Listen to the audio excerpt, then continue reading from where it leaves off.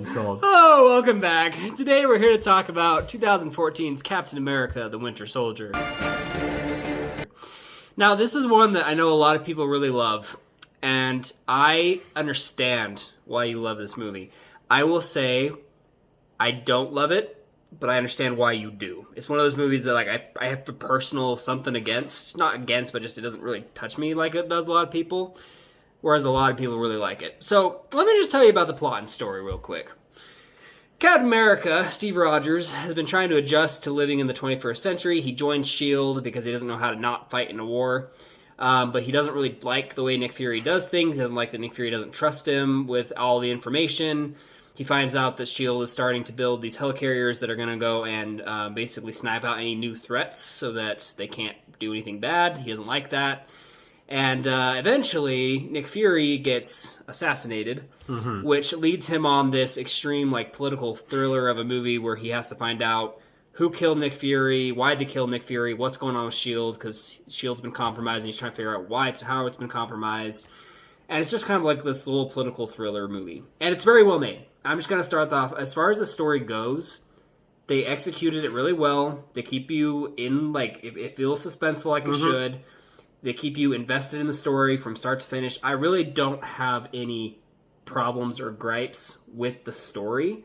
The only thing, and I didn't dock it a lot for this, is just because there's this little personal part of me that doesn't really care about the story. And I don't know why I don't. I just kind of don't. So I think that the story was really good, and I like it. But I do have one minor flaw with it, and that is we find out that S.H.I.E.L.D. has been ran by Hydra, which is that's the same organization from the first movie, right? So it's all come full circle, which A, tells me that the MCU doesn't know any other Captain America villains, and B, it tells me, the other thing that really bothers me about it being ran by Hydra is that when we finally find that out, which it takes a while, we're in the dark, we're with Captain America in the dark the whole time, which I actually appreciated. I thought that was a cool little aspect. But when we actually do find out, we're just like, okay. And there's no super heavy moment where you're like, this organization that I've put my trust in, that I've been fighting for, is not what it seems to be. In fact, in order to lessen that blow, you have him starting to feel doubts immediately, because the opening scene where he breaks onto a boat and he kills 19 people, I don't know. Immediately he's like, wait, why was Natasha doing something else? Why was she stealing information when I was just there rescuing hostages? So immediately it's preparing you for the fact that S.H.I.E.L.D. is not what it seems to be. Meanwhile, if you had it be that he had full trust in S.H.I.E.L.D., and he didn't have any issues, there was no suspicion, Nick Fury gets killed, and in his detective work, in his investigation to find who killed Nick Fury, turns out it was S.H.I.E.L.D., but why would S.H.I.E.L.D. do that? Because it's actually ran by Hydra. That would have been a lot more compelling. But in my opinion, this is a lot like The Dark Knight, where I don't believe that the fact that they did it that way is a weakness. No. I just believe that it could have been better had they done it a different way. So I still rated it a 5 out of 5 because I think that the way they did it was great. I just personally would have enjoyed it better if there was a little bit more suspense and there was more of a hard-hitting, it was S.H.I.E.L.D. moment. Sure. Yeah, no, I agree with that.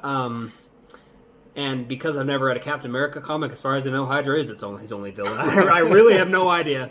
But what I will say is, I gave it a 4.5, and the only reason I got half a point off is because, again, there's just this personal thing, I don't know what it is, that doesn't get into the story. I never have. I actually remember the first time this came out in theaters, I went and saw it for my birthday, and I straight up didn't like it. I just did not enjoy myself at all.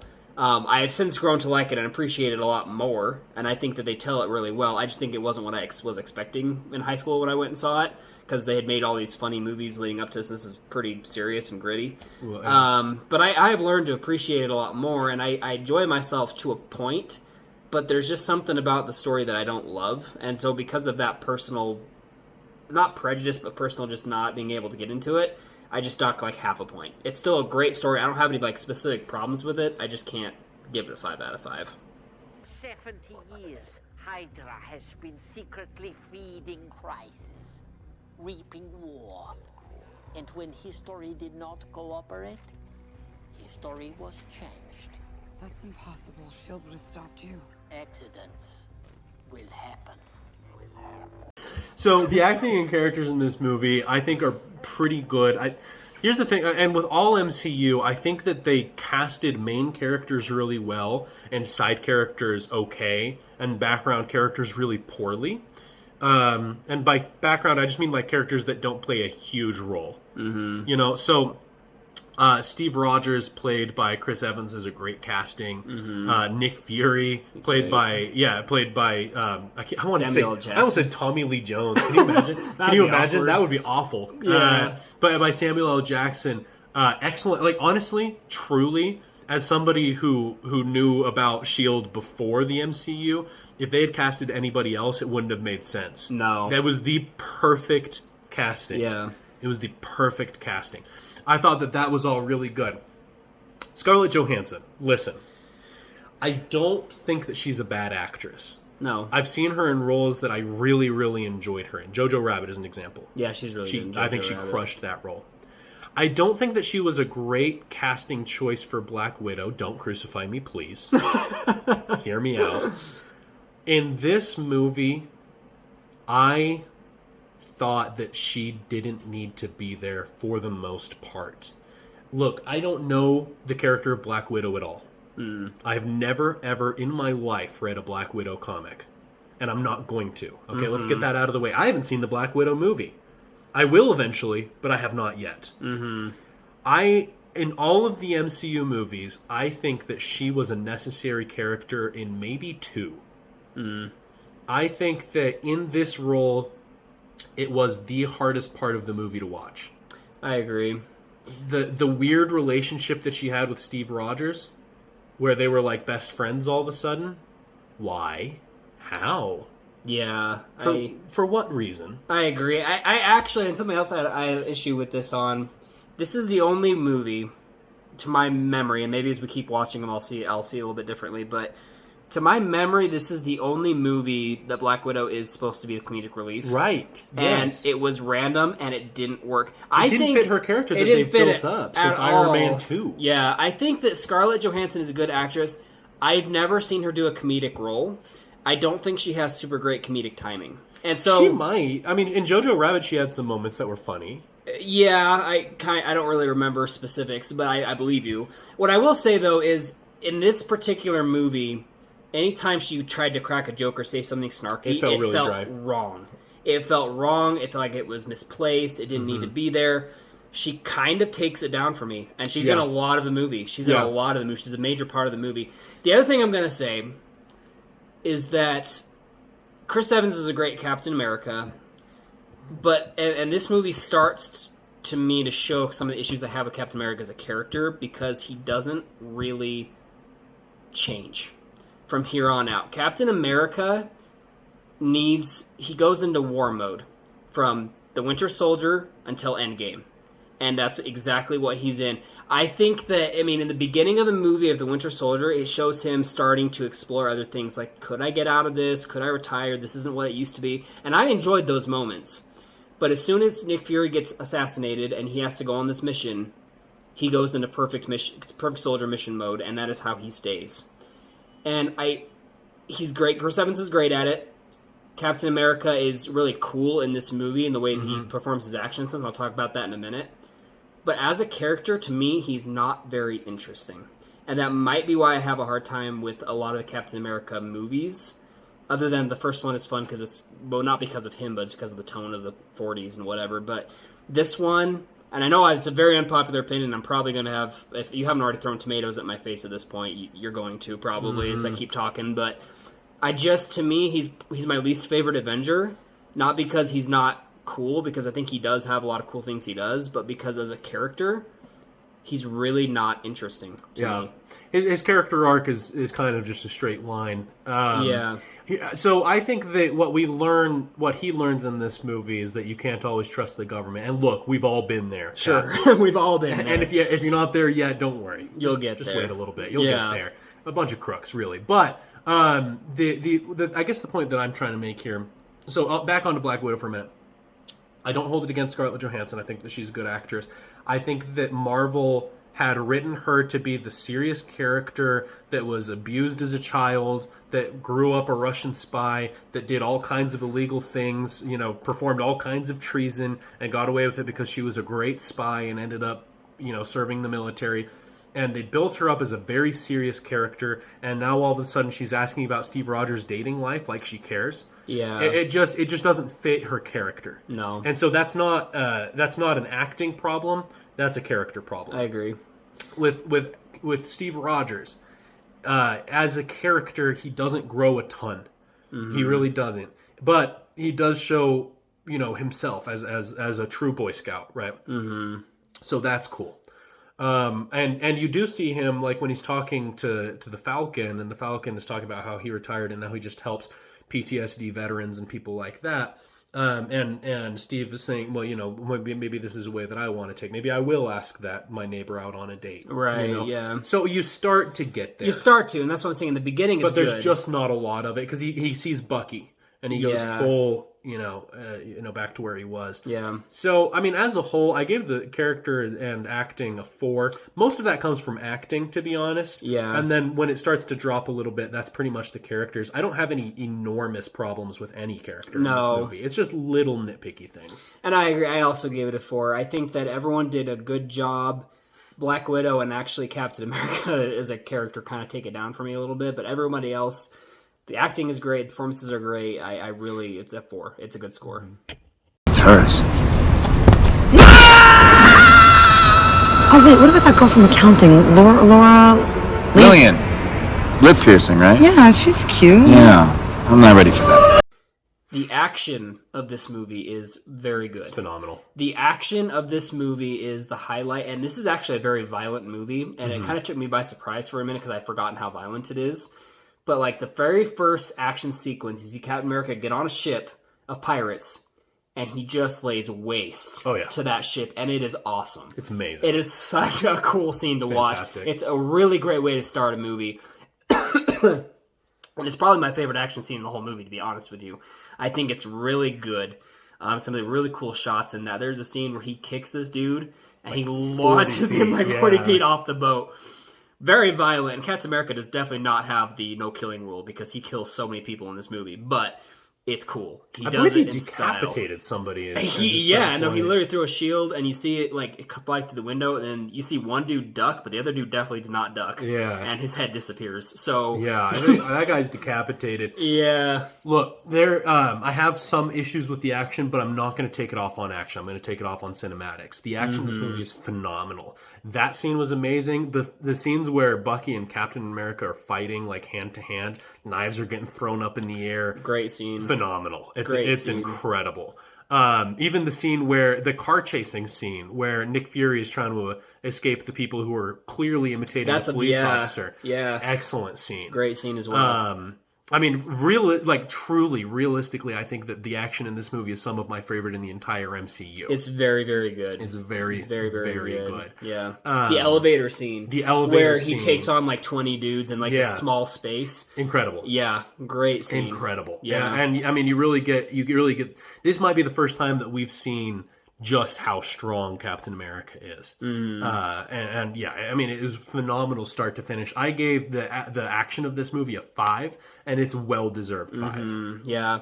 I originally gave it a 4.5, but I don't remember why I did that, because thinking back on it, it's really great action. I am going to give it a 5. I think that you had a gripe with it that I also have, that comes off in cinematics. So. Yeah, that might be true. But yeah, no, action-wise, very, very, very good. Before we get started, does anyone want to get out?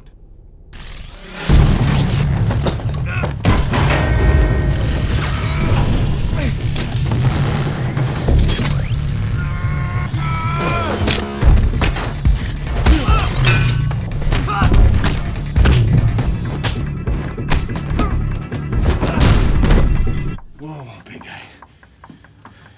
I just want you to know, Cap. It's personal! Feels personal. Okay, cinematically, I have some issues with this movie. All right, and again, Don't crucify me, please. Okay, two things really. I have two main issues with this movie, and then a little couple of gripes. Issue number one: the color palette of this movie is gray. It's very, very dark. Pretty much the entire movie, and it's they're trying to portray that this is a little bit darker. That it's not going to be as lighthearted as some of the other movies. Great, that's fine. But it is very, very dark. And I didn't feel like they had to do that. It was almost like Batman v Superman dark in some cases. Didn't love the color palette. But that's not the main thing. The main thing, and if you've watched any of our videos before, you know what the main thing is. It's fast cuts during action sequences. It takes me so far out of the movie. And I understand that doing the things that they're doing in one take would be nearly impossible. I mean, it is really fast paced. Like there's a scene that always comes back to my mind. It's actually more than one scene where it's a hand-in-hand combat between Captain America and Bucky. And you have Bucky's arm holding a knife, and he's going in from the bottom. He's coming up like this, and Captain America blocks it right here. The camera's lower than I'd like it to be for this demonstration. And the knife comes up out of his hand, and he knocks out Captain America's arm, catches the knife up top, and then tries to hit him from the top, right? And then Captain America has to stop it again. That scene is incredible. The amount of choreography that would go into a fighting sequence like that is unbelievable. I can't even imagine trying to learn that. Yeah. But I have seen, take as an example, Kingsman. In Kingsman, there's a scene where one of the main characters goes into a hate cult church thing, and there's like some kind of machine that emits hormones that make him incredibly violent, and everybody in the church is just fighting, and he has to kill them all because he's the only trained agent there.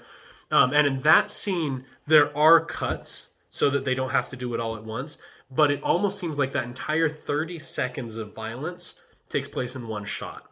So I know it is possible to make cuts that don't make me feel like I'm having a seizure.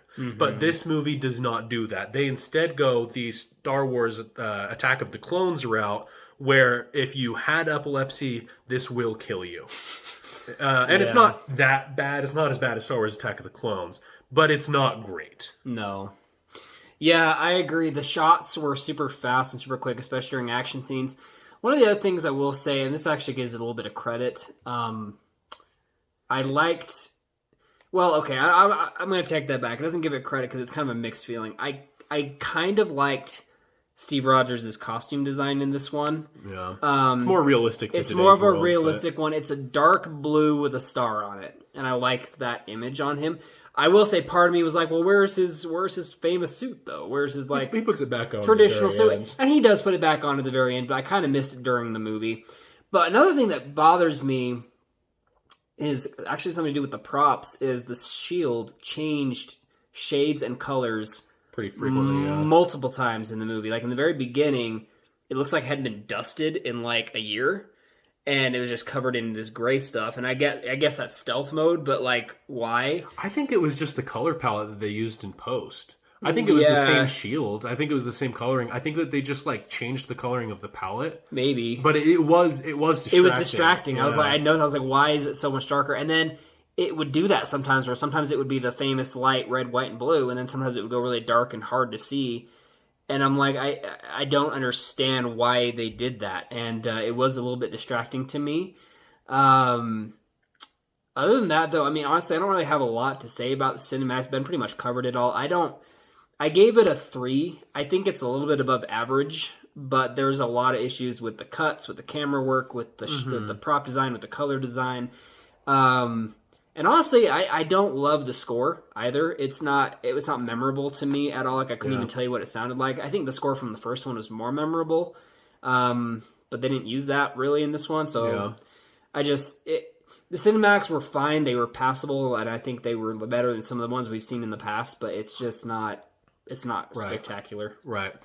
So I give the cinematics a 2. And one thing that I just want to say is that when it comes to cinematics, Marvel is not trying to make art pieces, and that's very clear. If you took a Marvel movie and you showed it to a film class, they would tear it to shreds. But that doesn't change the fact that it's a good movie. Yeah. This movie is very enjoyable, and the cinematic errors that they make isn't going to stop you from liking the movie. Mm-hmm. It's a flaw, and as critics, self-proclaimed critics, we're allowed to look at those, all right? So get off my freaking back, all right? Stop. I know you're down there commenting, Ben's an idiot, this movie was great, it looks great, there's no problems with it, I actually like the quick cuts, I like having a seizure. Listen, stop commenting that. And you know what? Take off your dislike. Like the video. All right? There's no reason for that. There's no reason for the animosity. All right? We're self-proclaimed critics. Critics? Critics. We're critics. All right? Self-proclaimed. We're not like, look, nobody's paying us for this. All right? So get off my back. We don't need to be good. We never promised we were going to be good. I want to pause this before it gets out of hand.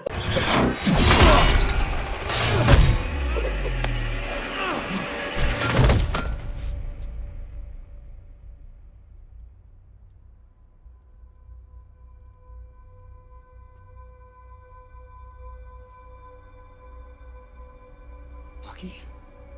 Who the hell is Bucky? On an entertainment scale, and again, this is going to get me a lot of hate, but I'm just going to say it. I think it's good. I think they did everything really well, and if you're entertained by this movie, I understand why. I have a hard time sitting through it. I don't know why it is, because everything about it is good and well made and well done. But I think honestly, a big part of it is I don't love Captain America as a character, so I get kind of bored when he's the main focus. And the other part of it is just something about, it's just that little 0.5 part of the story that I took off for whatever personal reasons that I don't love this movie. It still exists in me, and so I can't be super entertained by it. So I am entertained, but I'm not a 5 out of 5 entertained. It's not that high level for me. Yeah. No, I mean, I get it. Yeah. I definitely get it. I do give it a 5 out of 5 on this one. I think that this movie is incredibly entertaining. It has its flaws. It really does. And I'm not going to say it's a perfect movie, but I will say that of all of the MCU movies, this is the one that I would be most willing to go back and watch. If you haven't seen this one, I'm truly shocked. I'm a little offended, but I'm mostly just encouraging you to just go do it. Yeah. All right. It's the second one in a series. You can just go watch Captain America, and then you can watch Captain America Winter Soldier, and that's all you need. That's all of the background that you need. I mean, it probably wouldn't hurt you to watch the Avengers, but you don't really need need all to, of them. though. Right. That's what I'm saying. You don't really need to. That's what I'm saying. I just like the Avengers, so you might as well go watch it. Is what I'm Right, saying. yeah. But this movie is very entertaining. If you don't want to watch somebody get kicked off of a boat 40 feet, I don't know what's wrong with you. That's all I ever want. That's what I want right now. I'm going to go watch it. You know what? I gave it a 3.5. I think that I can't dock it any more than that because there's no denying that they have a lot of great value in it, and it's fun to watch. And obviously, it's because a lot of people love it. Yeah, myself included. Just personally, I don't. But that's a total personal preference thing, and I don't even know why. It just is. But it's still a 3.5. When you average all my scores together, I give this a 4.0. It's a very high scored movie. It's a very good movie. I will say it's probably one of MCU's best made movies. It's not my favorite by far, but it is probably one of the best made movies the MCU has done. I gave this one a 4.2.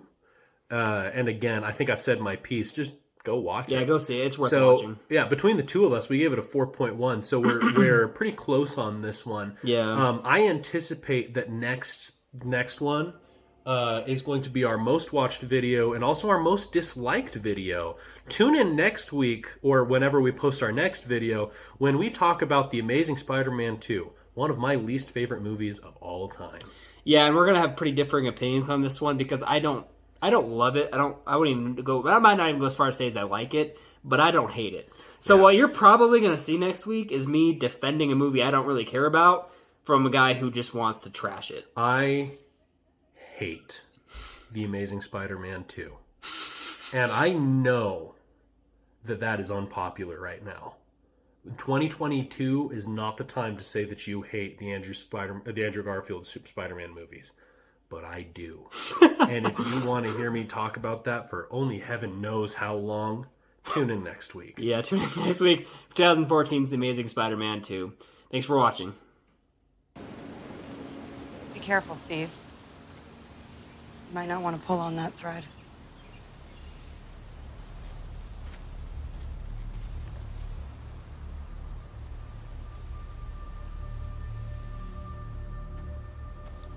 You're going after him. You don't have to come with me. I know. When do we start?